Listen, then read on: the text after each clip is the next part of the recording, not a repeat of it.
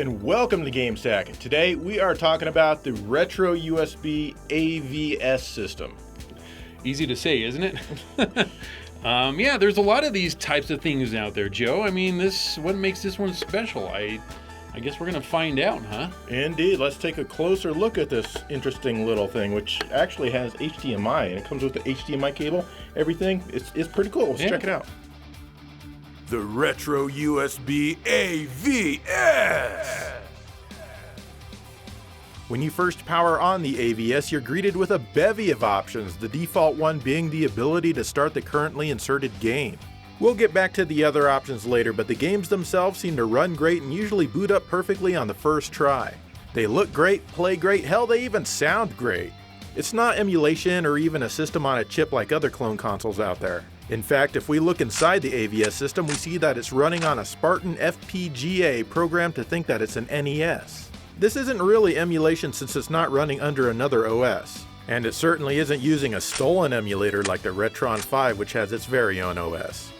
The AVS is powered with an included mini USB cable and can be plugged into almost anything. Even my super low power keyboard is enough to power the damn thing. Alright, here's Blaster Master. As you know, if it can play Blaster Master, it'll work perfectly well with every other game, as long as those games are Blaster Master. The visuals are very crisp, there's no kind of blur or interpolation filters applied. The audio also sounds pretty damn authentic, and there's no power supply buzz or anything like that.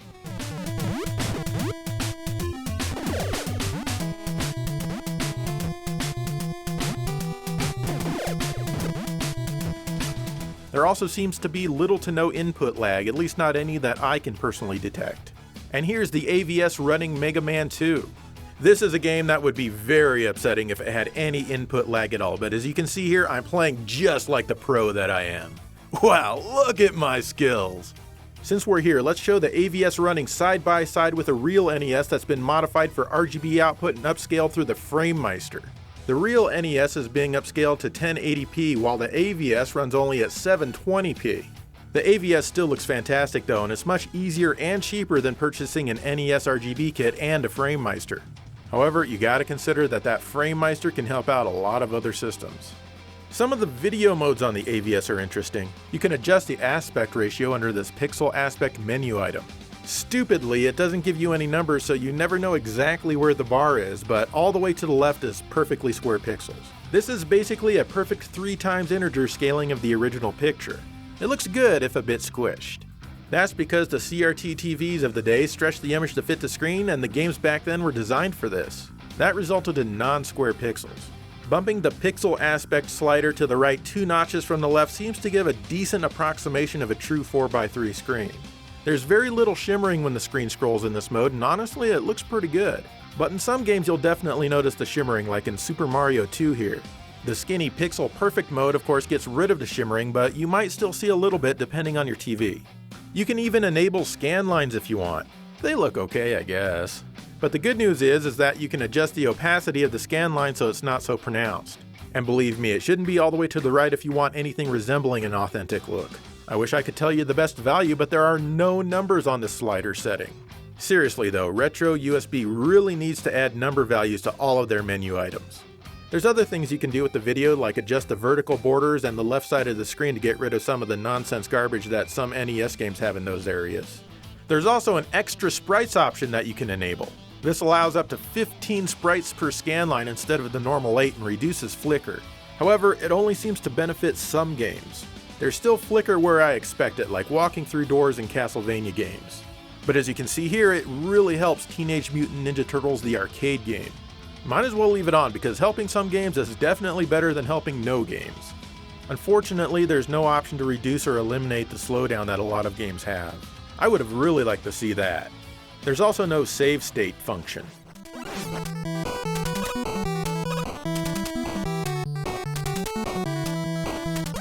The external audio used in certain Famicom games works great. This is when a special sound chip is included on the cartridge itself in order to enhance the music, such as the Famicom version of Castlevania 3 here. You can even adjust the volume level of the external audio. A level between 3 and 4 steps from the left seems to be about as accurate as it gets. Probably 3 steps is better though. It mixes well with the NES sound generated by the AVS.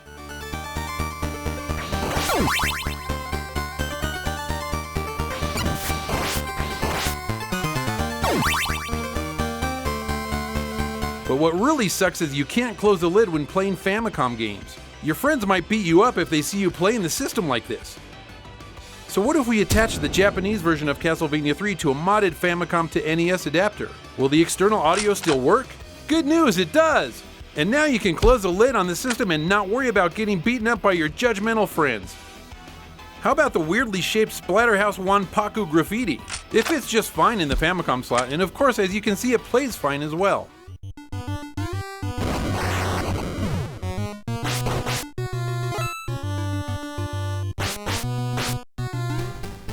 Well, we've established that it works with most regular carts. How about unlicensed stuff like Tengen Shinobi?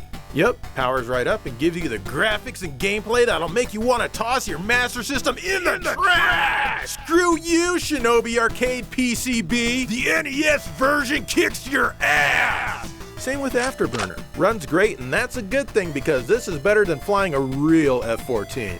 In fact, after playing the NES version, the US Navy retired the actual F-14 because it just wasn't as good as this game. You know, I can't blame them. How about reproduction carts like Mr. Gimmick? Yep, works fine and the controls are every bit as slippery on the AVS as they are on a real NES. Now if I could only remember how to play this game properly. How about hacked games like Castlevania Chorus of Mysteries? Works perfectly and runs without any glitches. This is a pretty good hack, by the way. We covered it in our Homebrews and Hacks 2 episode, or was that Hacks and Homebrews 2? I don't know, check it out.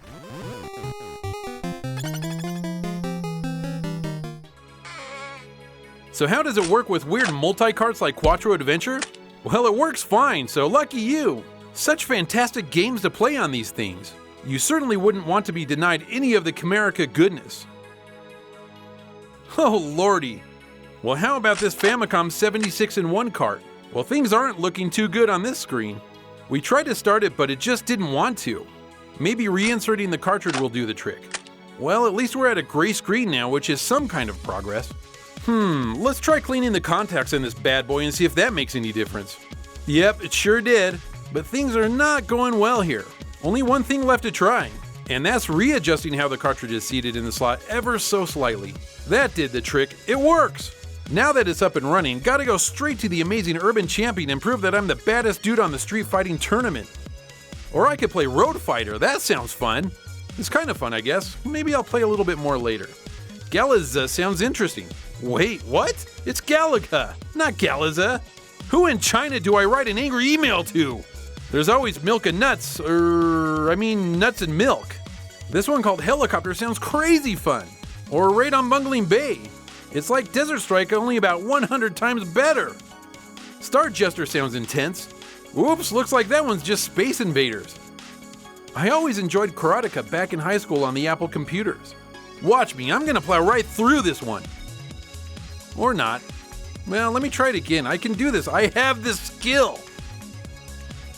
Or maybe I don't. Mag Max with Meg Gibson should be good. Actually, this shooter is based on an arcade game which has some really cool scrolling for its time. Sadly, the NES version here doesn't have the scrolling, but is still fun to play. So as you can see, after a bit of TLC, the 76-in-1 cartridge works just fine. You can even use flash carts on the AVS like the EverDrive. This is something that you just can't do with systems like the Retron 5. So far, my scientific tests indicate that everything works exactly like an EverDrive does on a real NES console.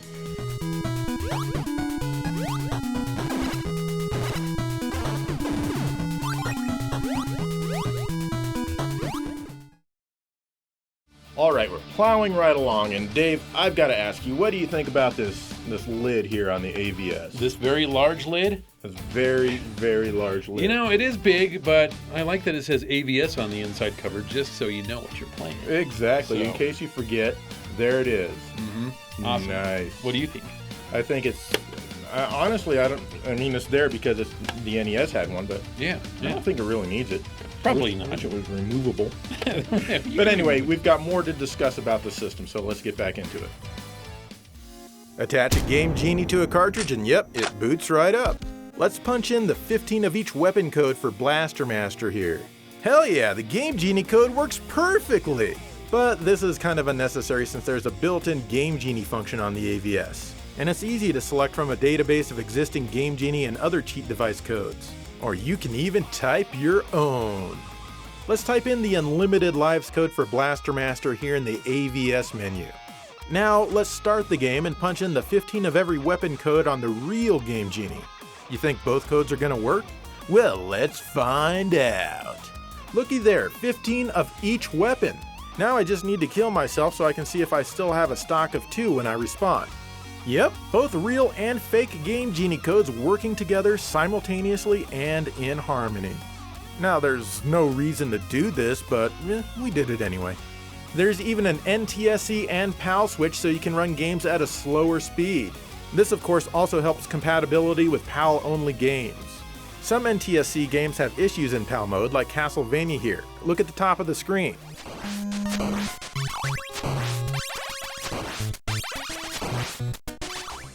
There's even a built-in 4-score which will let you play all the hot 4-player games like Teenage Mutant Ninja Turtles the arcade game.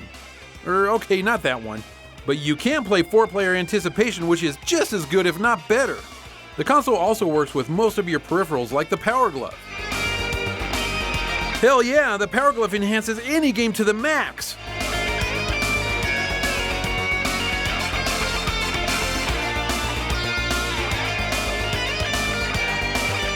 It doesn't work with the Zapper, however, and you really shouldn't be surprised at this. There's even a port on the back of the system to hook Famicom peripherals to, or a Neo Geo stick, but sadly that doesn't work. But it does work with a real Famicom disk system just fine. There's other features in the main menu like assigning buttons so you can go back to the main menu during your game and turn off and on cheats also during gameplay. Regular game saves work fine. Remember to hold reset. There are currently no save states or in-game menu to do anything without resetting the game. The expansion emulator allows US peripherals to act like Famicom peripherals. You'll need to enable this if you want to use the built-in 4-score in the Famicom version of Super Dodgeball, for example. There's options for turbo buttons, and autoplay enables you to go directly to the game when you power on the AVS instead of going through the menu first. No, autoplay doesn't mean that the AVS will play the game for you. Sorry. Regardless of how you have this set, the reset button will always reset to the game itself and not to the AVS menu. You can also disable the 4-score so that it behaves like there's only 2 controller ports.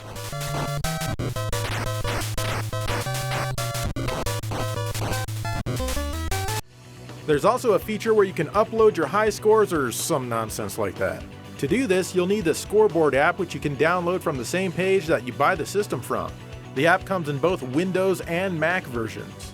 You need to register your system by putting in a key. And to do that, you click the link and you're taken to Nintendo Age where you're told to log in first, mang. Yeah, no thanks. But if you want to, there it is. You also update the firmware with this same application. You download the latest firmware update from that very same web page. Hell, you might want to go ahead and have this page bookmarked. Make sure the AVS is hooked up to your computer and powered up, select the file, and the update takes maybe a minute or so. Once you're done, you'll have to reset all of your preferences. This particular update added the ability to choose different versions of the color palette. Original is obviously intended to be like the real NES. Then there's Unsaturated version 6. Next up is YUV version 3. And finally, FCE UX, whatever that is. Which do you like best? And finally, with that Scoreboard app, there's a function which lets you transfer save files to and from the cart. But when I transferred my save file from my Zelda 2 cart, I got a file which measured 0 bytes. I downloaded a Zelda 2 save file from the internet and transferred it to my Zelda 2 cart, which erased all my existing game saves completely. From what I was able to discover, this is for RetroUSB's Power Pack flash cart, though I honestly have no idea why anyone would choose one of those over an EverDrive. But they need to support their own products, I suppose. Overall, the AVS is a fantastic way to play your NES games. Whether or not it's worth the current $185 price tag is up to you.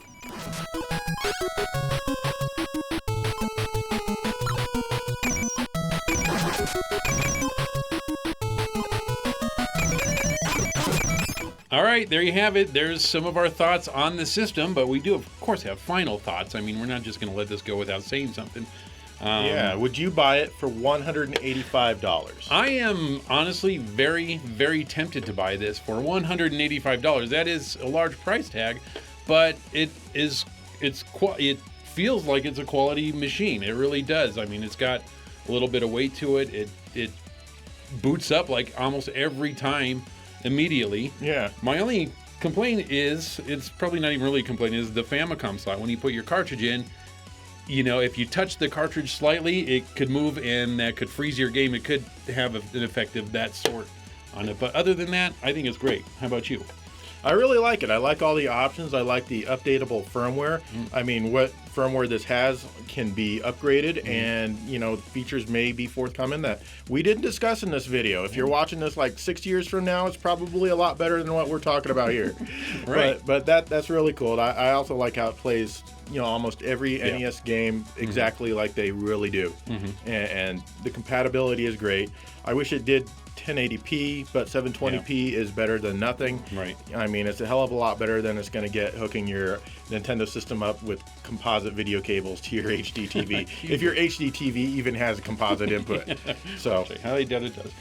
But are you interested? I mean, is it something you? this is not something I would buy because I already have an NES with an RGB mod. Well, yes. So, Yes. but I do recommend it. I mean, it's an easy solution for a lot of people.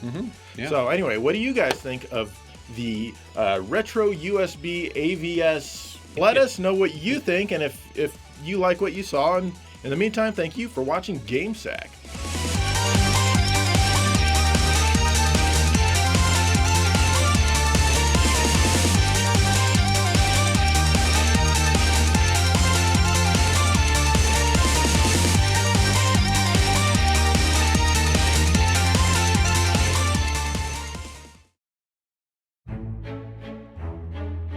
Wow, you're really good at this game. Well, thanks. I'm almost made it past stage 1 before. Wow. I know. That's amazing. Yeah.